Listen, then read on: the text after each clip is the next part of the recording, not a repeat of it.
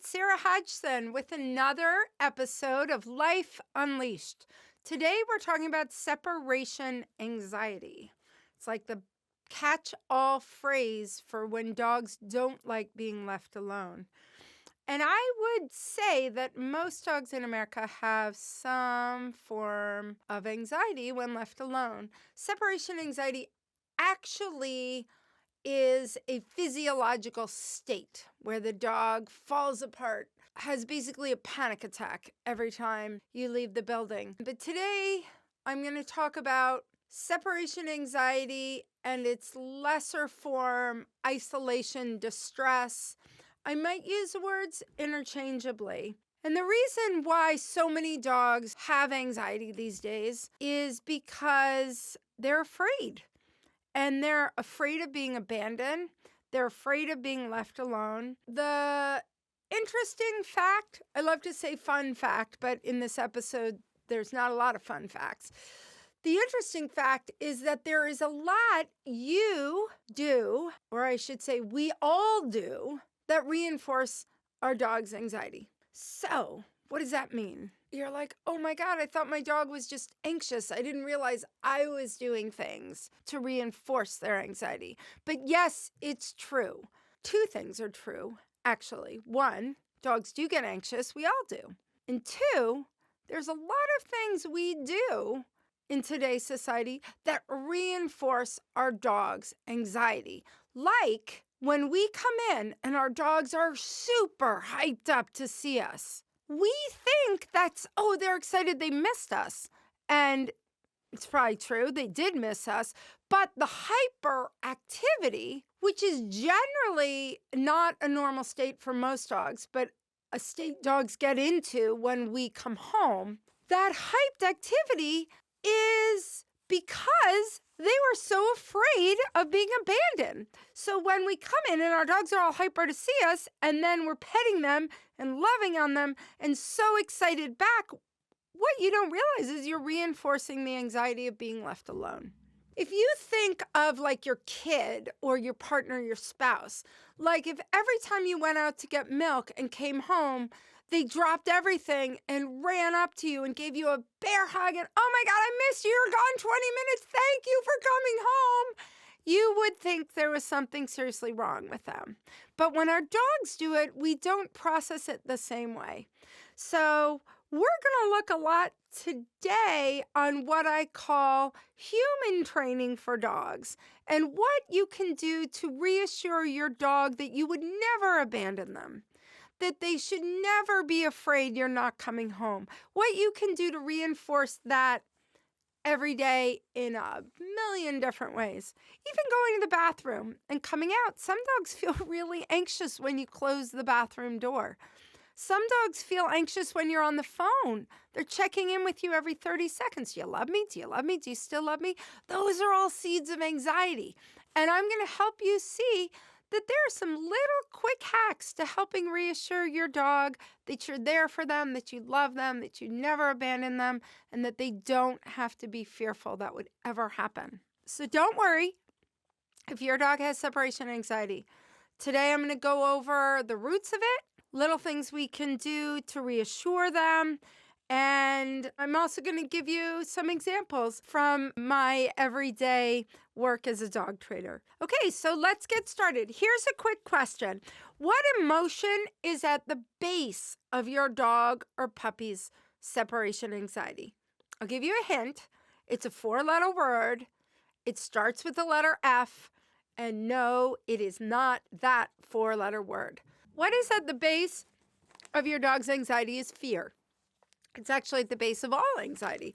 If you think of yourself, if you get anxious, maybe you're anxious going on stage to talk, maybe you're anxious going to a party, or even changing cellular carriers. It's all fear. You're afraid it won't be good enough, you'll be judged. So a dog's separation anxiety, at the base of it, is fear. Fear you won't come back, fear they'll be abandoned, fear that something bad will happen when they're left alone. So the roots of fear come back to the earliest days of puppyhood when they're first separated from their litter. Until that time, they haven't been left alone ever, if at all. If they come from a big litter, they've always been in physical contact with other puppies. And when we bring them home, there is a grieving period, right? There's confusion. And not even that they can cognitively say it, but you can see that they're a little lost without their first family. Now, what happens in the middle of the night when you first get a puppy home is that they often cry out. It's said to take 2 to 4 days for them to stop crying out in the middle of the night and to be able to hold that deep sleep that they need. So what happens when they cry out? Obviously, they're crying out for their mother and their litter mates. They're feeling alone. And sometimes, we're not there and they learn to cope. And other times, we kind of race in to rescue them. And I understand this. You feel badly. Anybody cries out, you want to go and reassure them. But what's interesting with dogs is that when you reassure them for crying out, what you're actually reinforcing is the fear of being alone. I always recommend when you first bring a puppy home, if they're crying out in their crate, yes, they are crying out because they miss their litter mates and they're confused and they're alone. But I recommend just sticking your fingers in there, keeping the room super dark, and reassuring them when they settle down. If, on the other hand, you already have a puppy or you have a dog and you did what most modern Americans do when their puppy cries out, they open the crate, they reassure the puppy.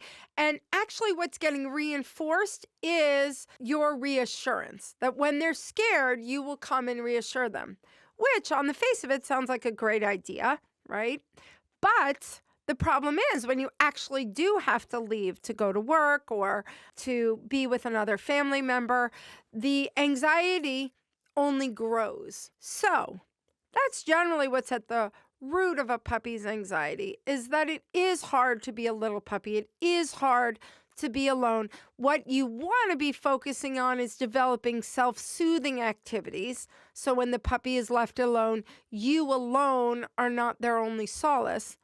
But often when a puppy is little and we're in that blush, that honeymoon period of finally bringing the puppy home, reassurance when they're crying out gets translated into a fear of being alone. So as the puppy matures, they get reinforced for a variety of distress signals. For example, you're sitting with your puppy, the phone rings, or you're sitting with your puppy and the kids come home.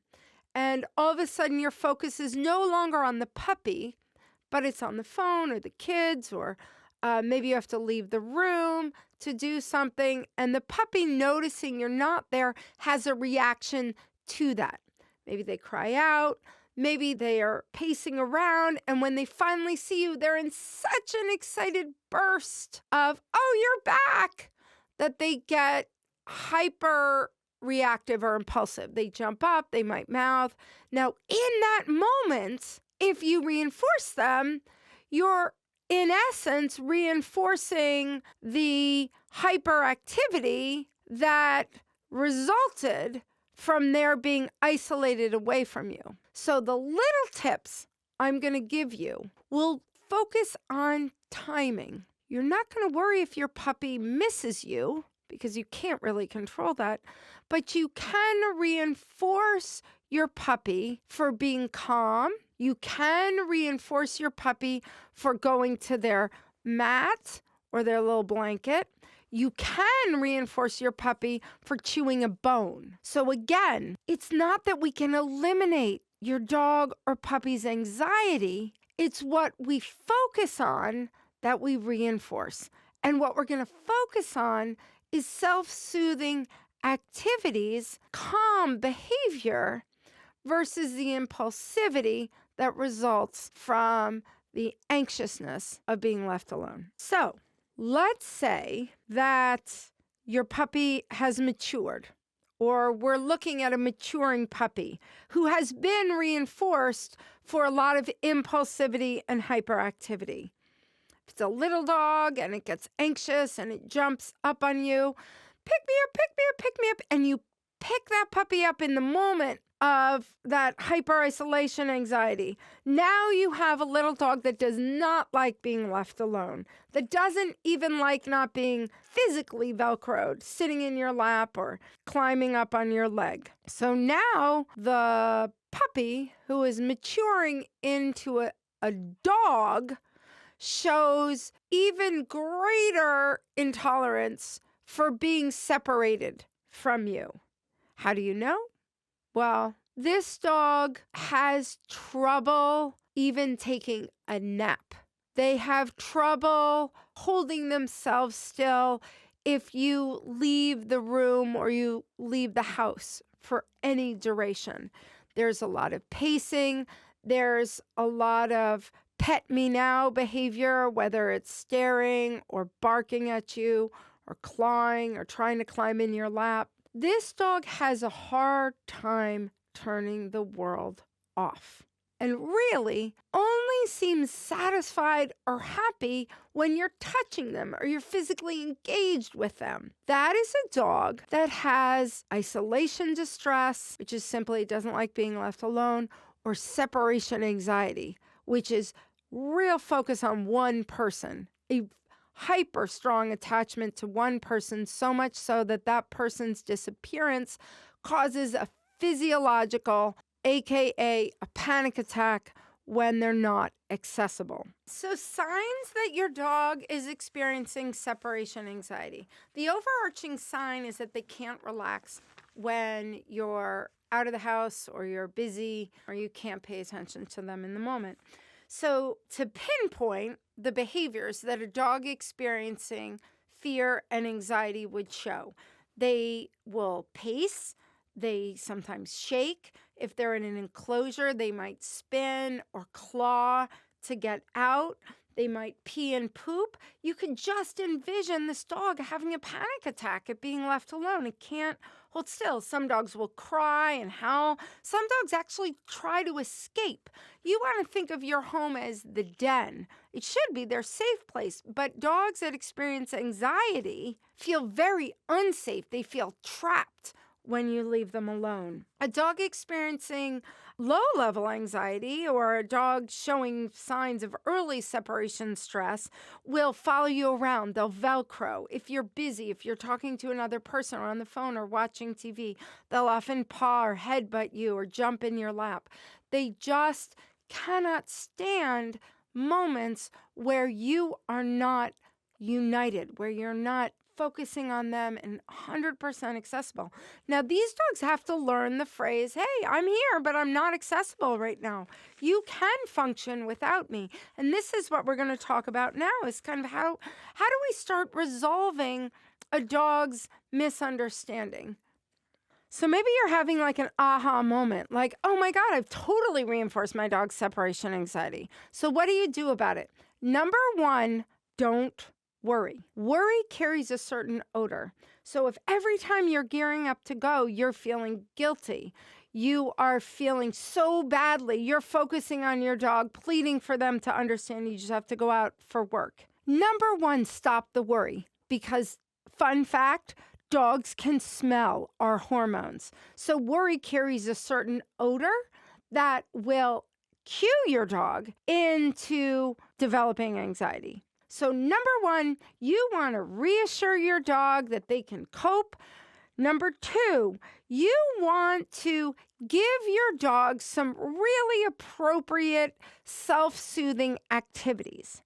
So a self-soothing activity for a person might be like an iPad. But a self-soothing activity for a dog could be a really insatiable bone. Dogs love to chew, and chewing gets rid of a lot of the energy and adrenaline that can kind of feed into their anxiety. So you maybe a self-soothing chew. They have busy toys, foraging mats, licky mats. You want to kind of highlight your departure means that your dog gets something. Even highlight that, hey, I got to have a plumber here for a bit, but you're going to get a licky mat from the freezer or you're going to get a bone. You want to cue your dog into the fact that when this happens, either I'm leaving or have to be on the phone or I'm watching TV, you get to do this. And just make sure that this is something your dog really enjoys. I also recommend that you create like a safe place or a happy place for your dog that your dog can go into when they want to calm down. So instead of leaving your dog in a windowed kitchen overlooking the driveway where you'll be coming and going, you might want to create a room that has some comfortable dog beds or furnishings that your dog is allowed on. Darken the room. Dogs feel most safe when there's less light. Light invites their interest and piques their curiosity. And you want to play some sound canceling noise or music. White noise. They've actually done studies to show dogs like reggae. So you have a room that's dark, that's nice and quiet, that, could be your bedroom or a place where your office, where they spend time and they do feel safe. Create comforts in that room with maybe some old sweatshirts or pillows that your dog can rest while you go out. And don't forget those self-soothing activities. So come up with a routine when you go out that you're going to leave your dog in a safe room. You're going to make it nice and dark. You're going to play some sound-canceling music, and you're going to leave them with some toys. And that's the new routine. And you're going to feel really positive about this so that your dog doesn't get triggered by your fear and disappointment and worry. When you are organizing these new routines, please revamp your departures and arrivals. First, break down your departures into the various steps that might trigger your dog, such as maybe drying your hair or picking up the car keys or getting dressed or putting on certain shoes. Whatever those triggers might be, again, take them one at a time and link them with a more positive association. Doing some little trick training or some obedience training as you carry around your purse. And when you're doing that, don't leave. So pick up your purse, walk around, do some treats, put your purse down. If the hair dryer triggers it, carry your hair dryer, take it into a different room. Turn it on and throw some treats on the floor and play Find It, one of my favorite games. If your coat triggers your dog to get nervous, put on your coat and out of the pocket, take a favorite toy and play a game so that now your dog can't necessarily track your departure step by step. Another important part of revamping their associations to these routines that they've grown accustomed to is make sure that your arrival is very low key. If you come in and they get hyped and you get hyped in return, or you come in and get frustrated because they've chewed the wall or they've peed all over your new couch, either instance reinforces the dog's anxiety. So make sure all your arrivals are low key. Make sure you walk into a quiet room and encourage your dog to sit or to grab a toy before engaging them. So again, let's turn all your everyday habits and routines on their tail. Let's come up with a new association to your coming home, that it's a calm event, and break down your departures so that your dog's not getting triggered every time you pick up the car keys. The last thing I want you to practice, you're going to have to practice all day long. I call it the peekaboo solution. So we're first going to format that when your dog wants your attention, they have to do a specific behavior. The behavior I have my dogs do before I give them attention is I have them go to a mat and sit down. If they're excited, they can also grab a toy or a bone. But before I give my dogs attention, I have them do a certain behavior. go to a mat with a toy or a bone, or sit down. Then I give them attention. Maybe your routine is they grab a tennis ball when you come in and you wait until they've calmed down. Maybe it's that they grab a bone when you come in, but you're going to have a specific routine that's guaranteed to get your attention every time. Now, the peekaboo solution comes in here. When your dog shows an anxiety-motivated behavior, maybe jumping on you, maybe barking at you, maybe sticking their nose under your hand and flicking it or pawing at you, when your dog does an anxiety signal to you, what you're going to do is you're going to take your two hands in two flat palms and simply hold them over your face. When you do this, what you're doing is taking away your accessibility. So you are now covering your face and your eyes. I'm doing it in studio. You can hear my voice disappearing. You cover your face with your hands so that your dog starts to learn when I show that behavior, when I jump on them, when I claw them, they actually do the opposite. They disappear. Wait until your dog will listen to a command like sit or on their mat, and then reinforce that behavior. It's the hardest thing I teach. It's what I call opposite action response, or when your dog's doing a behavior you want to extinguish, simply cover your face and wait until they've calmed down and are offering a more polite behavior, like sitting or lying down on their mat. Okay, here are 5 things you're going to do this week to start calming your dog's anxiety. Number 1, don't be a house elf. Don't be your dog's servant.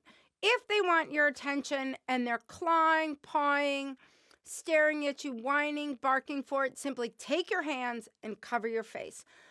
Teach them how to ask politely for attention.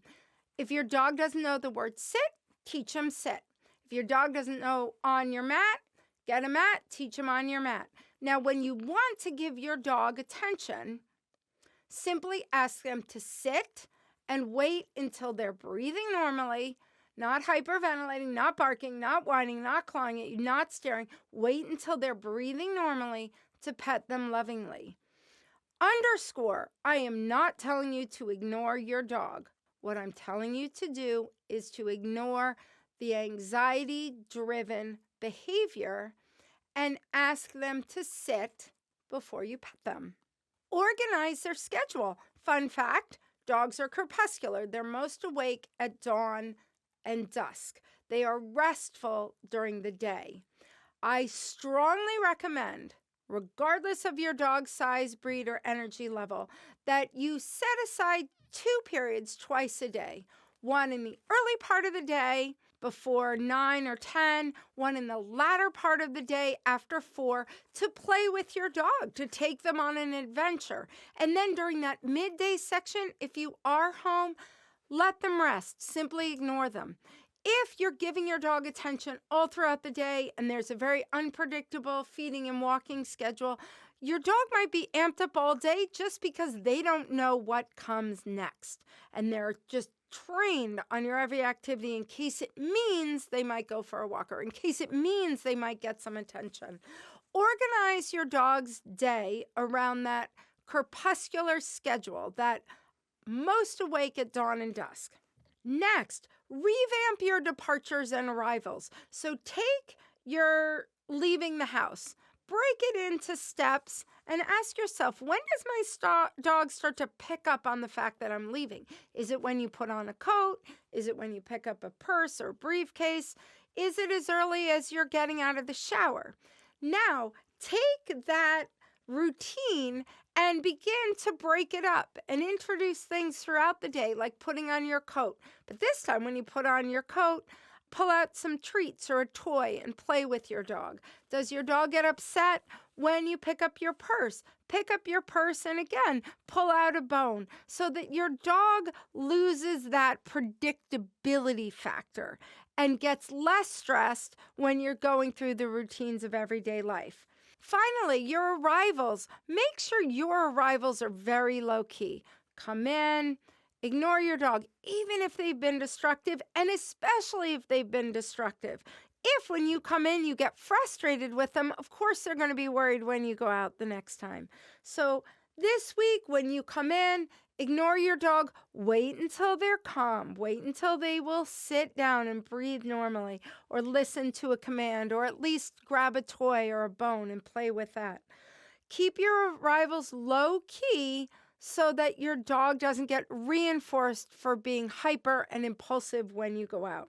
Okay, we've learned today about the signs of separation anxiety, how you might be reinforcing it just in the daily interactions of everyday life, and how we're going to start breaking the cycle. Overall, we're going to reinforce your dog for being calm, and we're going to ignore, certainly not reinforce, signs of anxiety and worry when they can't connect to you. Okay. So you have some things to start with. I'm going to come back in next week and we're going to look at separation anxiety again from the standpoint of how to start getting your dog accustomed to being home alone and what that's going to look like. To have a couple of key takeaways from tonight, we've learned what separation looks like. It looks like a dog that gets anxious or afraid when left alone. Is this your dog? We looked at how you reinforce it, how people in loving their dogs so much actually reinforce their anxiety at being left alone. And how to break the cycle. You don't break the cycle by leaving your dog home alone. You break the cycle when you're home with your dog. Don't be afraid to shut the door when you go to the bathroom. If you come out of the bathroom and your dog's so hyper to see you, you're going to remember to wait until they've calmed down, gotten a toy, or sitting on their mat to pay attention to them. Breaking the cycle doesn't happen overnight with a dog with true separation anxiety. It happens little by little in the choices you make every single day.